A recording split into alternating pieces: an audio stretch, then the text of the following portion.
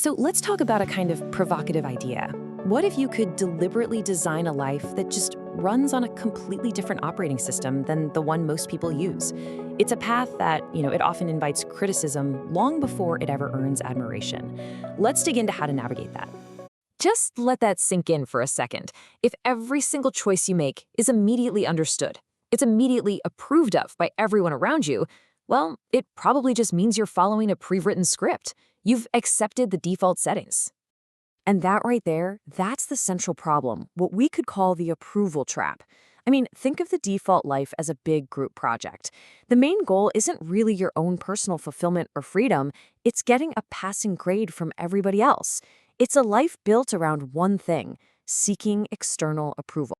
So you're really looking at two paths here. Over on the left, you've got the default settings, a system that's just optimized for short-term validation, for social comfort. And on the right, you have a designed life, a personal blueprint optimized for something way more valuable in the long run, your freedom. It's a choice between optimizing for right now versus designing for a lifetime. Okay, so where do we even begin this design process? Well, the very first principle starts with your relationship to money and possessions. And it's a deliberate choice. You have to trade visibility for freedom. The default path, the one everyone's on, is to optimize for looking successful. The new car, the big house, the expensive nights out. It's a performance, really. But the designed path, that optimizes for actually being free later on. And that means low fixed costs and a really high savings rate. It's quiet. It's totally invisible. And that's what makes it so powerful. And that is the first rule of life design. Trade visible status symbols today for invisible freedom tomorrow. And this idea, it applies to how you handle your money too. The default is to chase visible wealth, a high salary that just funds a high consumption lifestyle. The designed approach, well, it hides money away. It puts it in boring, totally unglamorous places where it can just compound quietly. Think index funds, not Instagram posts. So the second rule is a little counterintuitive. You let your money look small so your freedom can grow large. Okay, so we've talked money. Now let's apply this exact same thinking to another critical resource, your time. The goal here is to design for deep, long-term leverage. The default mode is just to stay busy. A full calendar, back-to-back meetings, it gives you the illusion of being productive and important. Honestly, it's a defense mechanism against being alone with your own thoughts. But a designed life, it does the exact opposite. You deliberately engineer these long, uninterrupted blocks of time to think, to learn, and to build things that actually matter. And this leads us right to our third rule for life design. You have to choose deep, focused work over the appearance of constant availability. This right here, this shows the whole path to leverage perfectly. It starts with something that looks unproductive, maybe even antisocial, creating quiet time. But as you can see, that quiet time, that's what enables deep work. And the deep work then lets you build skills that compound. And those skills are what create true, lasting, long-term leverage in your life. And this gets to the very heart of it, the fundamental shift in the question you ask yourself. The default life, it operates like a validation mirror. You're constantly looking out and asking, do they approve of me? A designed life is guided by an internal compass.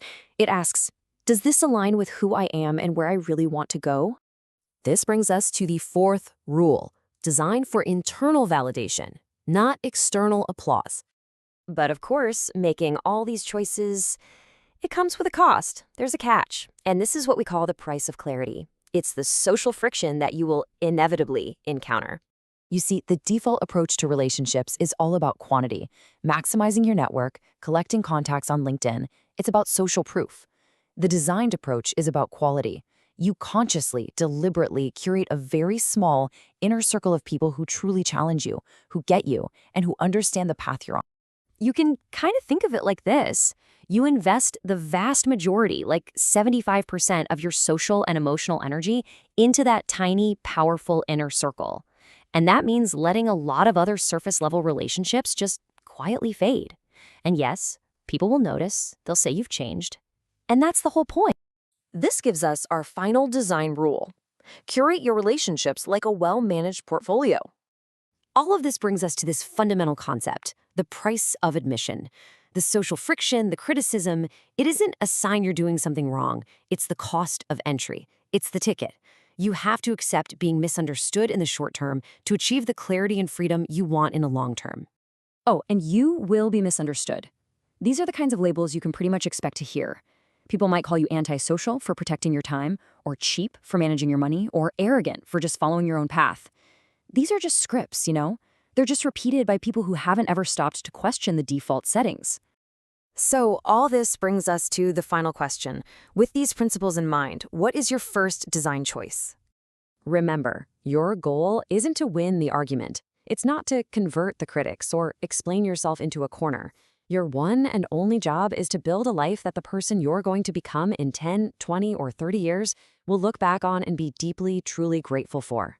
So I'll just leave you with this one question to ask yourself about every part of your life, your career, your finances, your relationships.